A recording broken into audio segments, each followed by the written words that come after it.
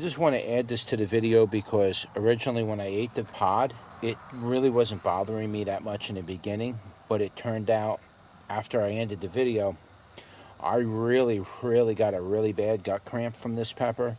And usually when I get a gut cramp that bad from a pepper, it's usually something that's very hot. It has to be well over 100,000 to be honest with you. Normally peppers lower than 100,000 don't normally cramp my stomach the way this one did. So it's kind of hard to tell sometimes that something might be 100,000 because the heat doesn't just come up all at once and hit you. Sometimes it affects you afterwards, and this one affected me a little bit later. I just want to make a note that this pepper, heat on this pepper was probably anywhere between 80 to 150,000 or even potentially higher. It was very hot. I did not expect that to happen, and it really hit my stomach hard.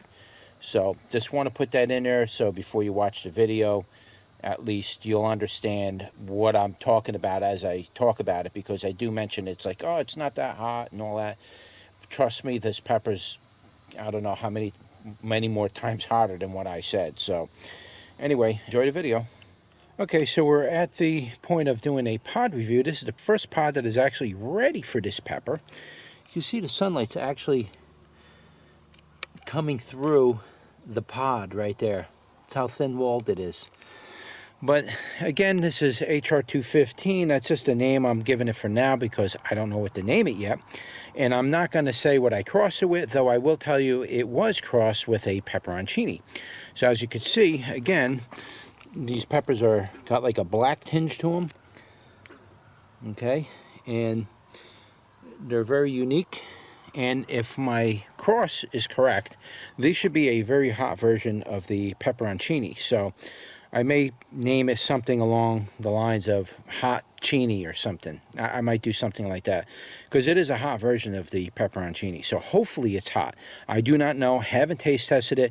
I did have one or two peppers I had to pull off here because I do have a certain insect that likes to eat a hole in my pepper and then go inside like a larvae and just destroy the pepper. So unfortunately I did lose a couple off this plant. Actually lost several peppers across my garden because of this whatever insect it is and doing damage to my garden. Let's pick that red one.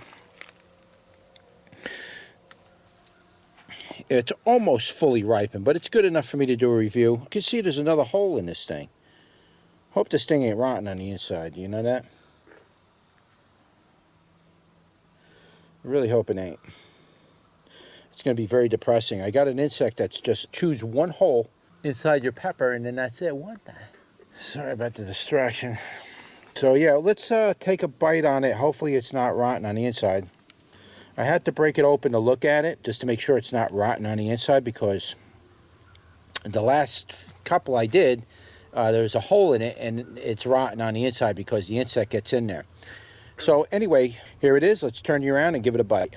All right, guys, so here it is, my first official cross that I can honestly say I'm semi-proud of anyway, but don't know if it's going to have worked the way I wanted to. I did want this to...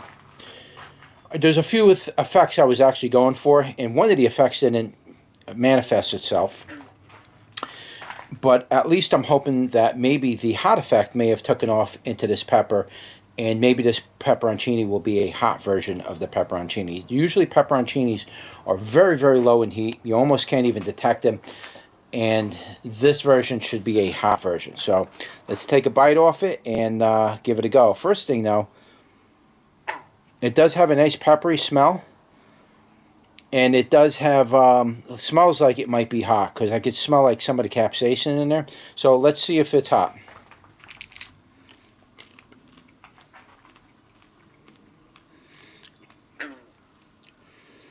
What I can say, there's some kind of heat on this. What I can say is the sweetness on this, it was like eating a piece of sugar. It was sweeter than any kind of a fruit I could think of. Sweeter than an apple. Skins are slightly tough, but that's the nature of a pepperoncini, to be honest with you. Skins were quite tough. This would probably make a really good drying pepper. As far as the heat goes, It's really low in heat like a pepperoncini so far. I was hoping it was going to be hotter. It's typical pepperoncini flavor. I got these things floating around and getting in my face, and it's annoying me, man. These things that float off the flowers, they're all over the place, and they're getting in my face and my nose or on my beard. What I can say that I noticed about this one, it does seem a little warm, but I'm not going to necessarily say it's hotter than the normal pepperoncini. That's so far. I didn't get up to the seeds yet. What I can say is the level of sugar in this thing was extremely high. Higher than any pepper I've ever eaten before. I've never eaten peppers that sweet before, and this thing ain't even fully ripened here. That thing was like almost all sugar. That was really strange. Okay, now the heat's starting to roll back to the back of the throat. Not bad or anything, but I can feel it's going back. It does feel like it's a little bit hotter than a regular pepperoncini at this point, right now. It does feel a little bit warmer. Nothing major, though. I was hoping for, 10,000 at least Scovilles on the heat for this. Maybe another one might give me that 10,000 effect, but so far, I can't say that. Maybe 1,000, which pepperoncinis are known to be hot as 1,000, 1,200 on a Scoville, so they can get pretty warm. So that's not unusual, but this is kind of falling into that line of things. Let me take another bite here and see what else. It's just sweet. It's unusually sweet. It's almost awkward in flavor because it's so sweet. You can taste the peppery flavor, that pepperoncini peppery flavor, but it's so sweet. It's kind of weird. Like I don't know. It's strange. All right, let me finish this. It is making seeds. It's not only sweet, but it has some kind of a weird kind of a fruit flavor or something. It's really strange, this thing. It has like a fruity flavor of some type, but not like habanero fruity, nothing like that. This thing is weird. This is definitely a weird one. The heat is picking up now. It's picking up pretty good. This one's not bad. It's coming up now that I got up by the seeds. It's coming up a lot. It's coming up more than a regular pepperoncini, which is what I was kind of hoping for. I wouldn't say as hot as 10,000, but it's definitely it's coming up, and it's coming up slow. And it's coming up hard. Now it's burning the back of my throat. Pepperoncinis don't do that. Nope.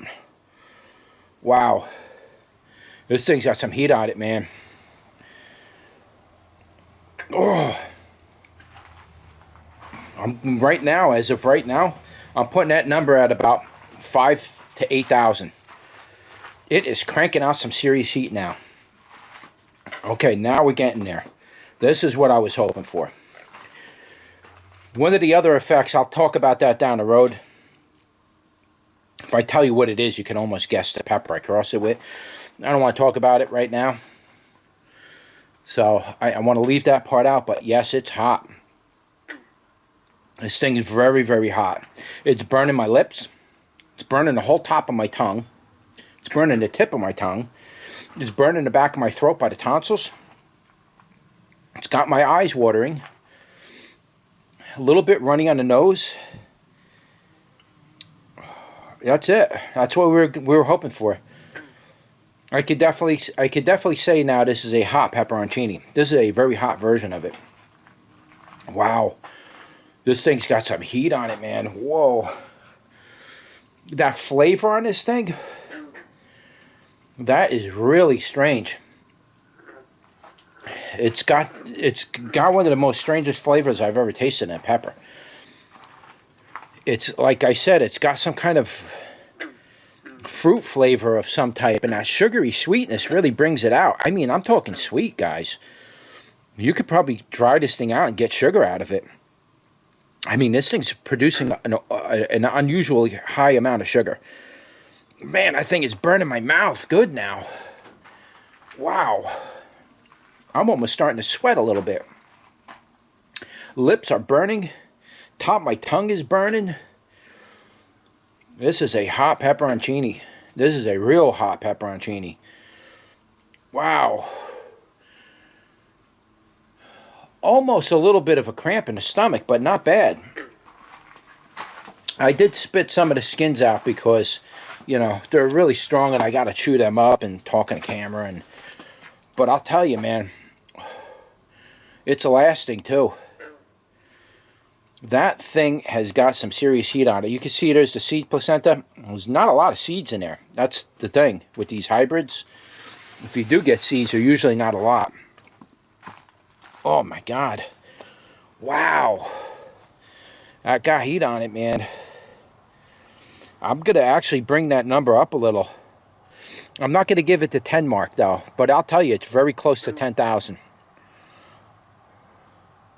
I wouldn't doubt it if some of these could probably hit 10,000 on a Scoville, which is what we were shooting for. Whew. Almost a little bit of a gut cramp on that thing. Runny nose, watery eyes. Wow. That is really hot. Wow. Anyway, almost getting a headache from it. Yeah, so that's it right there. That was your pod review for the hot pepperoncini. I guess HR215 for now until I could come up with a name for it. And if I get enough seeds for it, I really should do a germination test before I offer them, because this is only an F. This would be considered an F2 because this is from a pepper. I saved seeds, I crossed them, I saved seeds, I tried planting them all out. Only one plant came up, and that's what this is. So the peppers you're getting are whatever that is, an F1, F2, and F2. These seeds would be considered an F2 because the first plant, which is what this plant is the F1.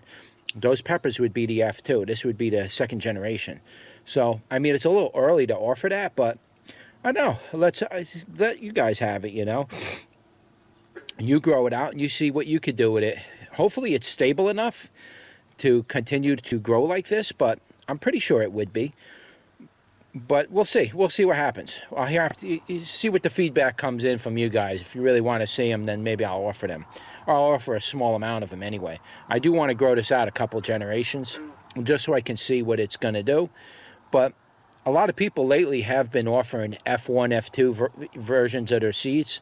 So I don't think that's a bad thing. I think that's a good way to share your varieties that you cross with the world. So it's not a bad thing to do that. A lot of people harp on you if you're offering F1 varieties of seeds, and they get all down on you and all.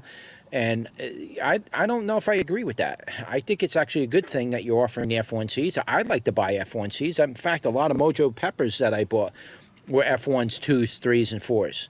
So as long as if you label it as F1, 2, 3, or 4, well, then you should be all right with it, whether it starts splitting off or not.